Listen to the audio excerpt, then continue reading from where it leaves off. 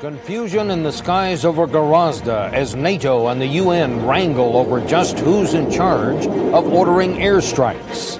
And the nation remembers former President Richard Nixon, who died last night at the age of 81.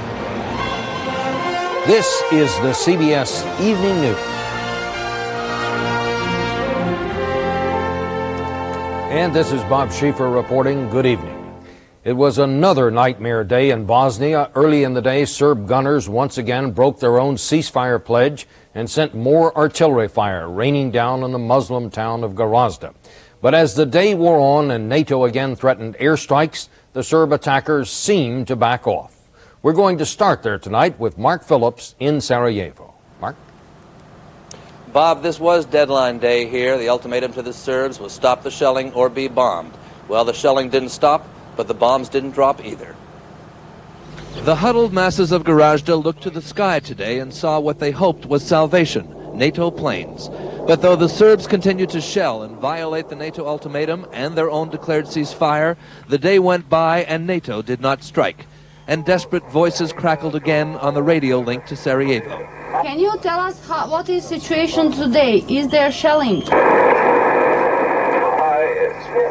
It is very difficult in the town.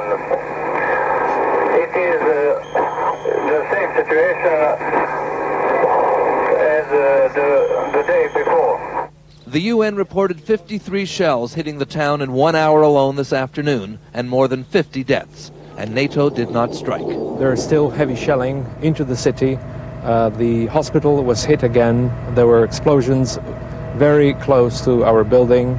We also have reports from the local military that there's an infantry attack underway. NATO did not strike, and nobody here was surprised. That's threats without meaning. If they are willing to help, they have 2 years, and they didn't do it. Why will they do it now? Serbs are not scared of anyone. They certainly weren't scared of the UN and NATO today. In fact, as the Serbs shelled, they again talked peace. We do hope that we will make peace. The arrangement is not the same as it was for the Sarajevo, but it is similar. The UN, meanwhile, dispatched yet another relief convoy toward Gorazde and has planned an airlift of the wounded. But all that depends on the ceasefire that has proven so hard to arrange or to force from the air. And the late word from Gorazde tonight from the United Nations is that the Serbs may be beginning to comply. There's some sense and organization of movement, of withdrawal to the 3-kilometer or about 2-mile range outside. But the UN cautions that it seems unlikely that the complete withdrawal will happen by the deadline. Bob?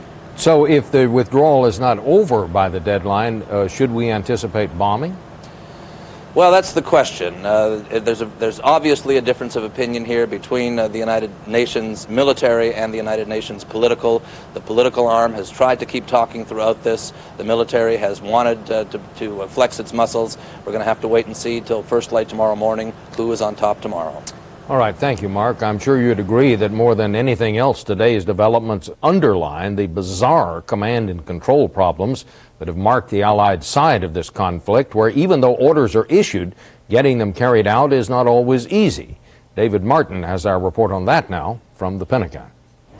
The president had to break away from a cabinet retreat and return to the White House for a meeting with his top national security advisors. On the table, a world-class snafu over NATO's threat to bomb the Serbs.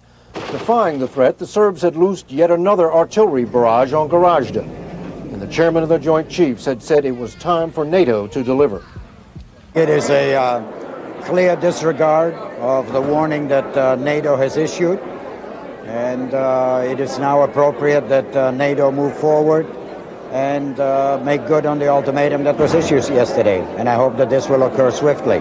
Airstrikes seemed so imminent, the U.S., Britain, and France began evacuating diplomatic families from the Serbian capital of Belgrade. Even the Russians, perhaps the Serbs' closest ally, seemed to think it was time to act.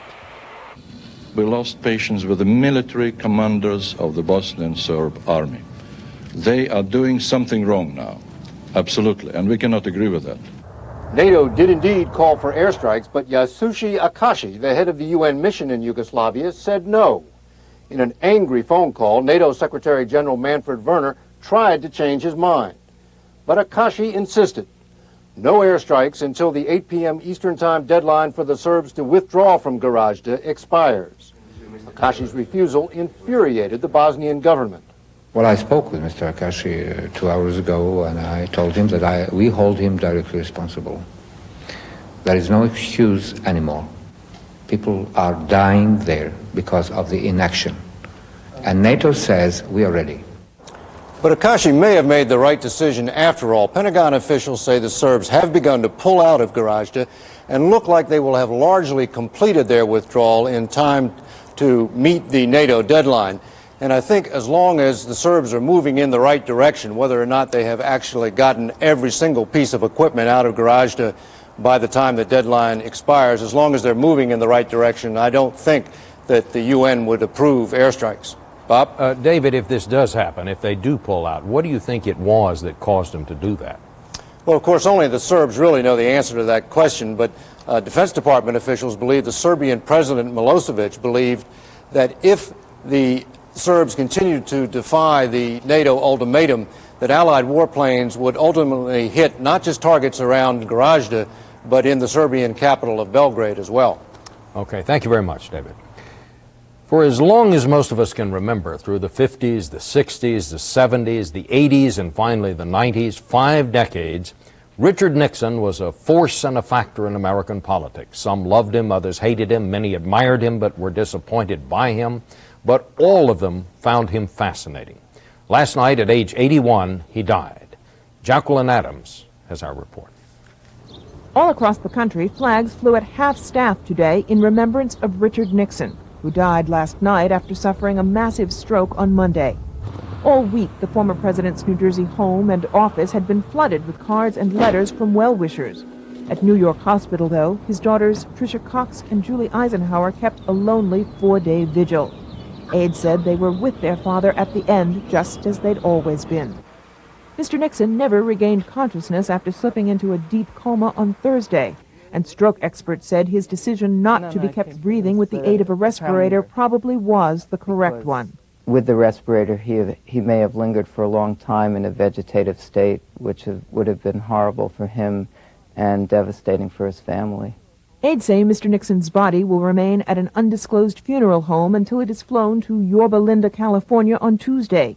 There, at the Nixon Library, a funeral with full military honors will be held on Wednesday. The Reverend Billy Graham, one of the few visitors who saw the former president this week, will officiate. I have a great affection for President Nixon, and he and I have been close friends for many years.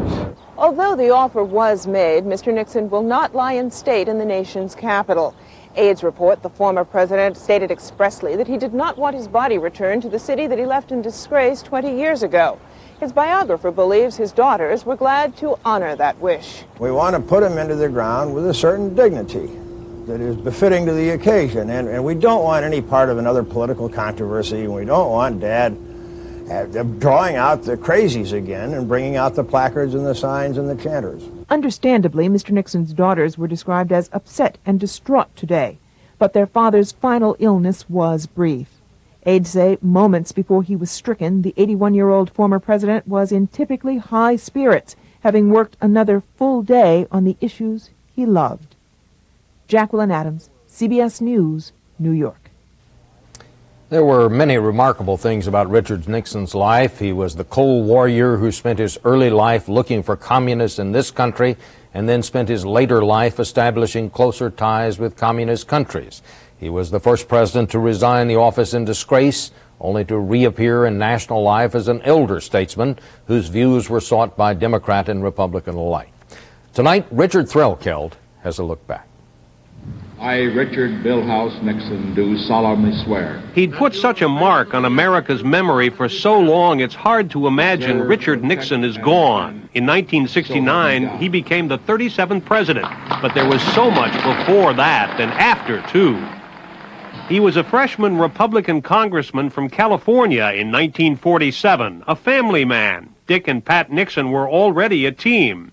By 1951, he was in the Senate, crusading against communism. In 1952, Nixon became Dwight Eisenhower's running mate, Nixon was accused of financial improprieties, but he saved himself by going on TV with the so-called Checkers speech. Pat and I have the satisfaction that every dime that we've got is honestly ours. Yet in 1960, after 2 terms as vice president, TV helped to do Nixon in. His haggard appearance in the first ever TV presidential debates launched John Kennedy on the road to the White House. By 1968, a self-described new Nixon was running for president again. He beat the Democrat Hubert Humphrey with what he said was a secret plan to end the Vietnam War. Instead, the war dragged on and anti-war protests grew big and bloody. The Vietnam tragedy obscured some of Nixon's achievements, the first big arms limitation treaty with the Soviet Union and the first American opening to communist China. Nixon was re-elected in a landslide in 1972, but soon he was mired in the biggest scandal in American political history, Watergate. His own tape recordings revealed his efforts to cover up the burglary at Democratic Party headquarters. Before the full House of Representatives could convene to consider impeaching him, Richard Nixon resigned, the first president ever to do so. We don't have a good word for it in English. The best is au revoir. We'll see you again. His successor, President Gerald Ford, gave him an unconditional pardon. What emerged in the last decades of his life was, in truth, a new Nixon, elder statesman. He wrote a whole shelf of books and newspaper articles. He traveled the world, seeing old friends and giving advice. He was member in good standing of the Ex-President's Club. Pat Nixon died in 1993. He endured that crushing loss the way he once described how he'd endured all the other crises in his life. I always start out each day figuring this day may be the last, and live it right to the hilt. If you shortchange life, you shortchange yourself. You never look back. Historians whose business it is to look back will debate how Richard Nixon should be remembered, but there's no doubt about which picture of him we'll remember. That last morning on the White House lawn, August 9th, 1974. Richard Threlkeld, CBS News, New York. We're going to have more on the Nixon story when we come back, including reaction from leaders around the country and overseas. And we'll go to the Nixon Library in California, where the funeral will be held on Wednesday.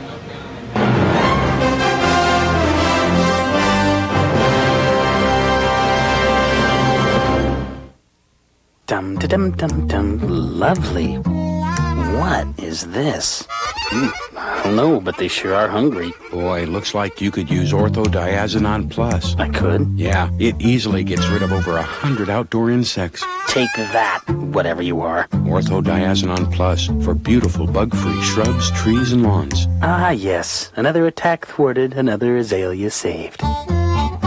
Ortho. You're working too hard without us. Why Centrum Silver? Because you're over 50 and you're just hitting your stride. Centrum Silver vitamins. Because the latest scientific research about changing nutritional needs after 50 is built in. Centrum Silver. It's a great time to be silver. For a touch of arthritis pain, my husband takes Advil. Doctors recommend Advil most for minor arthritis pain, and it's gentler on his stomach than aspirin. He says Advil lets him get back to doing what he loves. Advil, advanced medicine for pain. With regular checkups, many cancers are caught and successfully treated. The American Cancer Society says you may reduce the risk of some cancers by eating foods high in fiber as part of a balanced, low-fat diet. Basic health care. Get this. By 9 a.m., you could get half your daily requirement of fiber by eating 5 large shredded wheat biscuits or just 1 bowl of Kellogg's All-Bran Extra Fiber. Kellogg's All-Bran, first on fiber. The 4 living former presidents will join President Clinton when funeral services are held for Richard Nixon Wednesday at the Nixon Library in Yorba Linda, California, and the nation will observe an official day of mourning with all federal offices closed. Today, comment about Mr. Nixon poured in from all over the world. We have more on that now from Bill Plant in Washington. Official Washington is in mourning today for a former president. The memorial Richard Nixon hoped for in the nation's capital was his work in foreign policy. All Americans indeed all people throughout the world, owe him what he regarded as the ultimate compliment. He was a statesman who sought to build a lasting structure of peace. Richard Nixon was remembered today by those whose lives he shaped or touched, by the successor he named, who pardoned him after the disgrace of his resignation. I did it because I thought it was right. I thought it was right then, and as years passed, I was even more convinced it was the right thing to do. Remembered by the man whom he defeated in an election victory that surpassed even those of Franklin Roosevelt. George McGovern said he and Mr. Nixon had made their peace, but McGovern thinks the stain of Watergate can never be erased. I suppose from that day to this, people have been more skeptical about presidents in high office than was the case prior to that. Remembered in Russia, where he defied all convention by preaching détente and peaceful coexistence. The Russian leader, who just last month snubbed Mr. Nixon because the former president met with Yeltsin's political foes, was remorseful today. Richard Nixon's aides remembered a strong, determined man. He's always been a very serious person. He's always been a controversial person. He has always been in the arena. He has never shrunk from a battle. After Richard Nixon left Washington as the only president ever to resign, he devoted the rest of his life to rehabilitating his legacy. He's once reported to have said, "When most ex-presidents leave this town, they don't matter anymore. But I've been gone almost 20 years, and I still do." Bill Plant, CBS News, the White House. And while the former president will no doubt be remembered for his achievements and insight on foreign policy, he'll also be remembered for Watergate, the scandal that has become the standard by which we judge the seriousness of modern political skullduggery. Some have called it a uniquely American episode, and Eric Ingberg now has a look back at that. The Watergate story unfolded in words that are now embossed on the nation's consciousness. People have got to know whether or not their president is a crook. Well, I'm not a crook. At first, the president's men called it a third-rate burglary, all the while plotting an illegal cover-up. Hush money, documents shredded, a Stonewall. I had no prior knowledge of the Watergate break-in. I neither took part in nor knew about any of the subsequent cover-up activities. But the trail led to his campaign organization, CREEP, and to his closest aides. In any organization, the man at the top must bear the responsibility. That responsibility, therefore, belongs here, in this office. I accept it. Investigators and the press followed the money.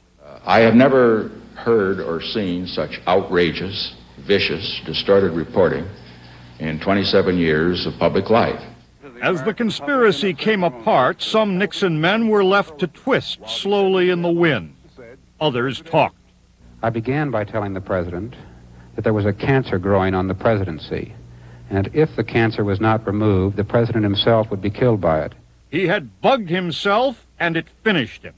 There was an 18-minute gap, expletives deleted, rough talk.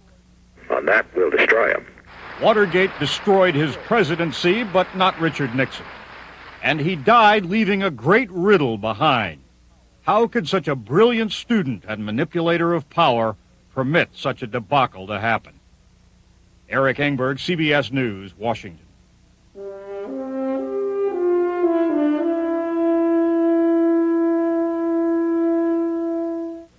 Day 4 of the show. The magician is performing for the kids. I thought the dancers stole the show last night. I put on quite a show in aerobics this morning. I can see why Royal Caribbean has won so many awards. I can see it in John, our cabin steward, and Ted, our wine steward.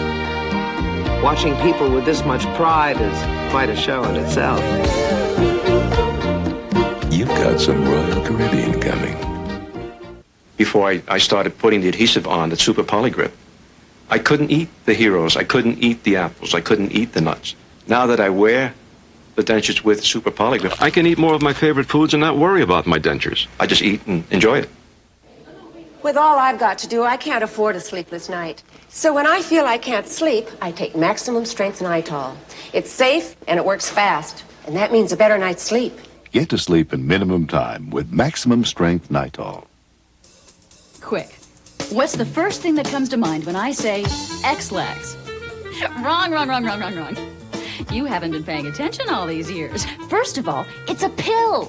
Hello? In fact, it's 3 different pills, so you can choose only as much as you need. Regular, maximum relief, and extra dental.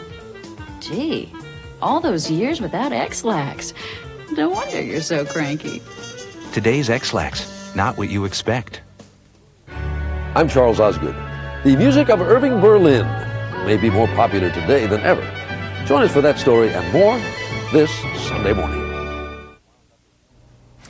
President F.W. de Klerk wound up his campaign today for South Africa's old race elections, which began Tuesday and last 3 days. The rival black factions were also out looking for votes today, and Alan Pizzi has our report. The Inkatha Party's campaign hit the center of Durban today with a uniquely Zulu way of electioneering. The Impies punctuated war songs with chants of "Down with the elections." The potential for it all to go wrong was underscored by the funeral of 9 young men who were murdered while distributing election pamphlets before the Zulus decided to join the election. 2 men were burned to death in the Zulu capital today when they tried to put up ANC posters. And victorious gunfire greeted Nelson Mandela when he arrived for his final rally in Soweto. But by and large, the atmosphere was festive. The ANC is confident it will win the elections and is only concerned about the size of its majority. Mandela made broad appeals to the colored and Indian communities. We are not fighting in this country for black majority rule. We are satisfied with a democratic majority government. The government and the ANC have signed an accord which keeps open the possibility of an Afrikaner mini-state. The pact was hailed as a triumph for negotiation and peaceful coexistence. The extreme right wing, however, sees the deal as treason and a sellout to communists. You can be sure there will be chaos and there will be war and revolutions. Mandela may agree with the potential for chaos, but today he seemed confident the revolution was on the right track, his. Alan Pizzi, CBS News, Soweto.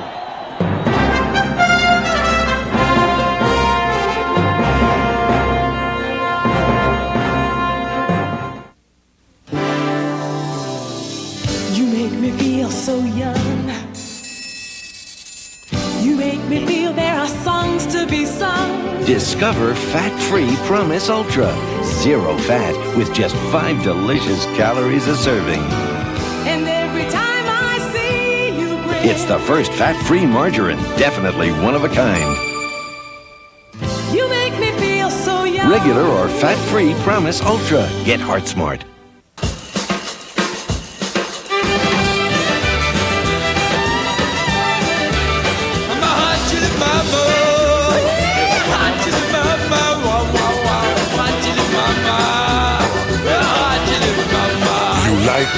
Food. You get heartburn. You take Maalox.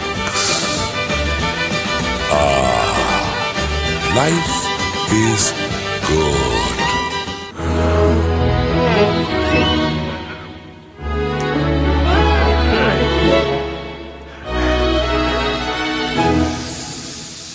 One shot.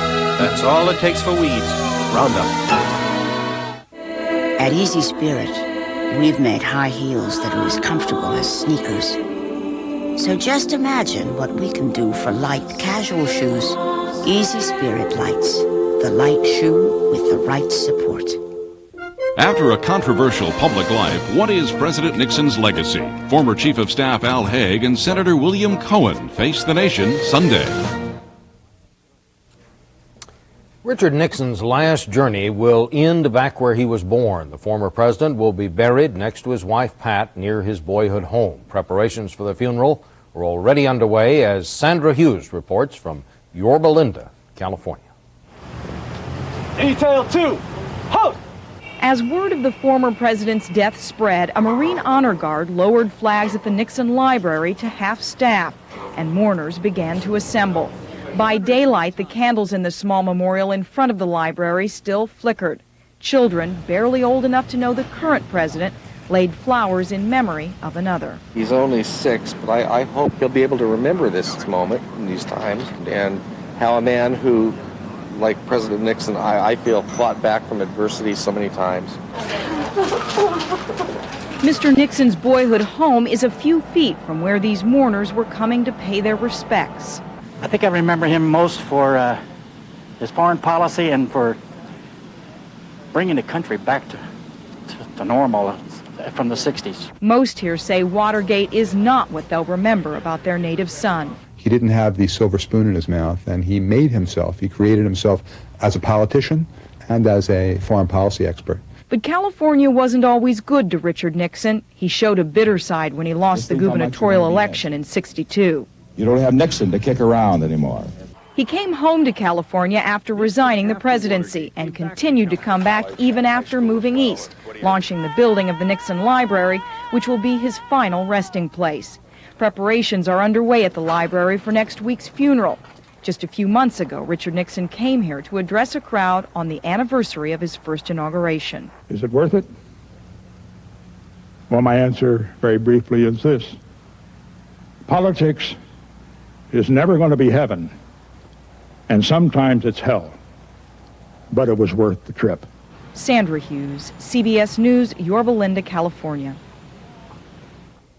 That's the news. We're going to have more on the death of former President Nixon tomorrow on Sunday Morning with Charles Osgood. And then on Face the Nation, we'll talk with the former Nixon Chief of Staff, Alexander Haig, with Republican Senator William Cohen of Maine, and with the historian Gary Wills.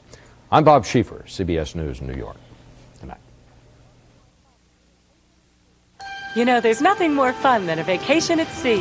You can lounge in the fresh air, visit romantic ports, enjoy fine dining, great shows, pampered service. I love it here. There's so much to do. Holly, Hal, hi, Kathy. Hi, Richard. What are you doing here? Having the time of my life. Oh. If my friends can see me now. Take a 3-, 4-, or 7-day vacation on Carnival, the most popular cruise line in the world. I love this ship. Look closely. There's not a single gray hair. Is it by chance or is it by choice? New Clairol Men's Choice, a natural-looking way to blend away gray. This easy-to-use gel works in 5 minutes and looks so natural. New Clairol Men's Choice. Now you can get something extra from One-A-Day. Introducing One-A-Day Extras, a line of high-quality individual supplements of vitamin C, vitamin E, an antioxidant formula, and garlic. Get your extras every day from One-A-Day. In 1895, Wilhelm Röntgen discovered X-rays. The following year, Siemens worked closely with him to develop its first X-ray tubes. That was then. This is now. Today, Siemens manufactures imaging technology that helps doctors save lives. And with 35,000 people nationwide, the men and women of Siemens will continue to manufacture ideas that even Professor Röntgen never dreamed of. Siemens, precision thinking.